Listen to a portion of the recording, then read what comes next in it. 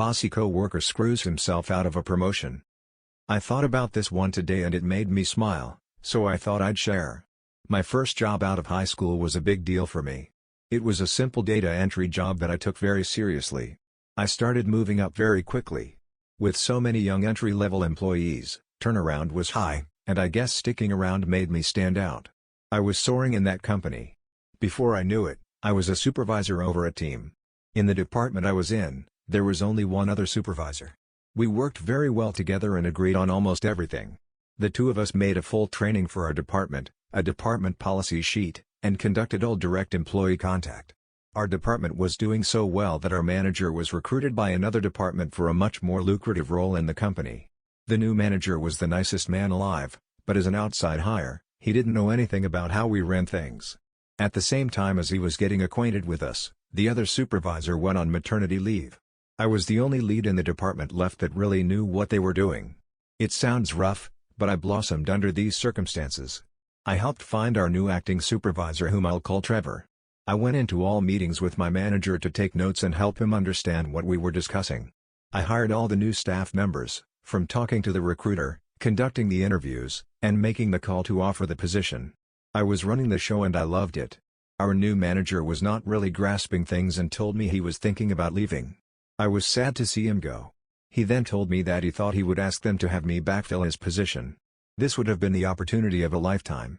A week later, my manager told me that he talked to the director, but the position wasn't going to me. It was going to the acting supervisor, Trevor. Apparently, this guy had been schmoozing while I had been working. I hadn't even been paying attention to him. Trevor had become buddy-buddy with the director by spending all his time in his office and going drinking with him at the driving range. I was heartbroken. I wasn't aiming for the job until my boss suggested it to me. I had gotten my hopes up only to be crushed. I tried to shake it off and get back to work. I oversaw department projects. I had one that required thousands of entries on an Excel sheet. I assigned our staff to the project and did my share.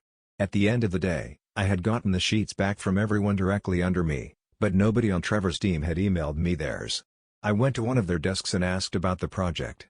The person I asked shyly told me that Trevor told her not to do it. When I asked her why he would say that, she told me that he said I wasn't her boss. I was shocked. This is how we had done every project since we had opened the department. What was he thinking telling people not to do it? I could explain the small ways that Trevor constantly was trying to undermine me, or the almost jealous behavior he displayed toward me, but this story is long enough. I'll just say, while shocking, it wasn't out of character for him. I had always been able to keep him from causing damage in the past and this didn't need to be any different.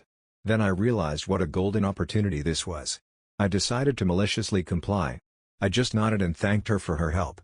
The next day, the director called the manager and supervisors into his office. He asked me why the project wasn't completed the day before. I shrugged and told him I had sent it out to the team like I always do and had even done a chunk of it myself. I looked at Trevor. The look he gave me.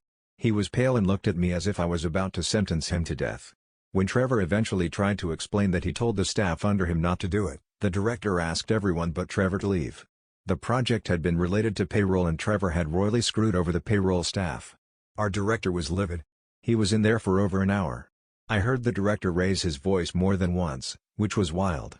The doors and office walls were glass, so when I passed the office a bit later, I saw Trevor with his head down while our director was shaking his head and moving his hands in a very animated manner.